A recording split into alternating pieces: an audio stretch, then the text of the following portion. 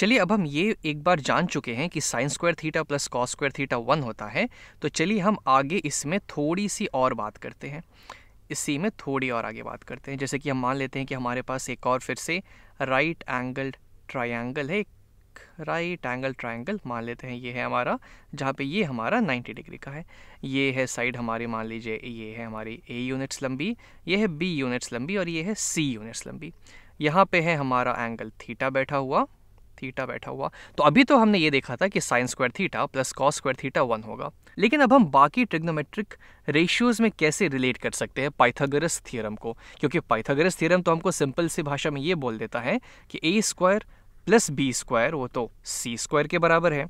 ये बात तो हो गई। तो एक काम करते हैं, जैसे कि हमने sine square theta plus cos square theta equals to 1 यहाँ तक पहुँचने के लिए हमने यहाँ पे इस पाइथागोरस थ्योरम में दोनों साइड सी स्क्वायर से डिवाइड किया था। तो अगर हम यहाँ पे सी स्क्वायर से डिवाइड करने के बजाय मान लीजिए हम कुछ अगला कोई ए स्क्वायर से हम डिवाइड कर देते हैं, तो देखते हैं कि हमें क्या मिलता है। हो सकता है कुछ मिल भी सकता है इंटरेस्टिंग, हो सकता है कुछ ना भी मिले, तो करके एक बार देखते हैं।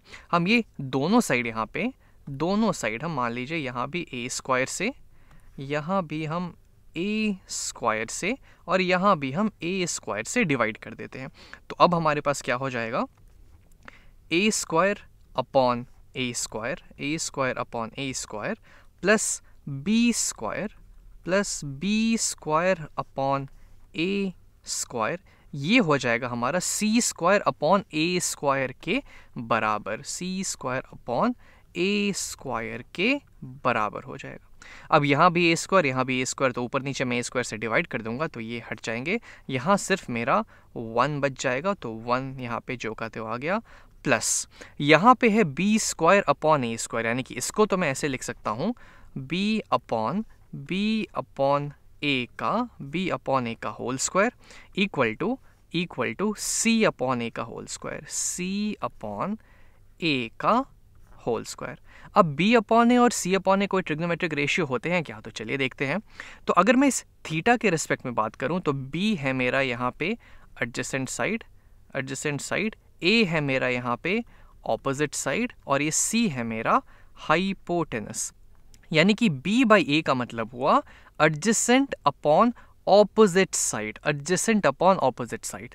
तो अगर हमारे 3 बेसिक रेशियोज होते थे सो कै और टोआ, टैन होता है हमारा ऑपोजिट अपॉन एडजेसेंट, लेकिन यहाँ पे हमें चाहिए एडजेसेंट अपॉन ऑपोजिट, क्योंकि यहाँ बी बाई ये है, तो टैन का रेसिप्रोकल जो कि कॉट होता है, कॉट थीटा, क्योंकि कॉट थीटा क्या होता है, एडजेसेंट अपॉन ऑपोजिट के बराबर, जो कि यहाँ पे बी बाई ए है। तो बी बाई ए की जगह मैं कॉट थीटा डाल सकता हूँ, तो ये मेरा हो जाएगा 1 प्लस इस पूरे की जगह बी बाई ए की जगह मैं डाल देता हूँ कॉट थीटा, और चूंकि उसका स्क्वायर है तो ये हो जाएगा cot square theta equal to C by A. अब सी बाई ए क्या है, तो सी है मेरा हाइपोटेनस और ए है मेरा ये ऑपोजिट साइड, यानी कि ये हो गया हाइपोटेनस बाई ऑपोजिट का स्क्वायर। अब साइन मेरा ऑपोजिट अपॉन हाइपोटेनस का स्क्वायर होता है, यानी कि मैं यहाँ पे उसका रेसिप्रोकल ले रहा हूँ, उल्टा ले रहा हूँ, और साइन का रेसिप्रोकल होता है कोसेक थीटा, जो कि हाइपोटेनस अपॉन ऑपोजिट के बराबर होता है, यानी कि सी बाई ए जो है वो कोसेक थीटा के बराबर हो जाएगा। तो सी बाई ए की जगह मैं यहाँ पे कोसेक थीटा डाल दूंगा, चूंकि इसका स्क्वायर है तो ये हो जाएगा कोसेक स्क्वायर थीटा। तो यहाँ से हमें एक और नई आइडेंटिटी मिल गई कि 1 plus cot square theta is equal to cosec square theta. ये हमें एक और यहाँ पे बहुत मशहूर सी ट्रिग्नोमेट्रिक आइडेंटिटी मिल गई कि 1 प्लस कॉट स्क्वायर थीटा जो है वो कोसेक स्क्वायर थीटा के बराबर होता है। अब हमने शुरुआत की थी sine square theta plus cos square theta equals to 1 से, तो वो करने के लिए हमने पहले सी स्क्वायर से डिवाइड किया था। अब यहाँ पे हमने ए स्क्वायर से डिवाइड किया है, तो एक और आखिरी काम हम कर लेते हैं कि अब हम बी स्क्वायर से पाइथागोरस थ्योरम के दोनों साइड में डिवाइड कर देते हैं। यानी क्या, कुछ ऐसा मान लीजिए सेम इसी केस में हमारे पास है ए स्क्वायर प्लस बी स्क्वायर, हमारे पास है ए स्क्वायर प्लस बी स्क्वायर, ये सी स्क्वायर के बराबर है। अब हम दोनों साइड बी स्क्वायर से डिवाइड कर देते हैं, बी स्क्वायर से मान लीजिए डिवाइडेड बाई बी स्क्वायर, इधर भी डिवाइडेड बाई बी स्क्वायर।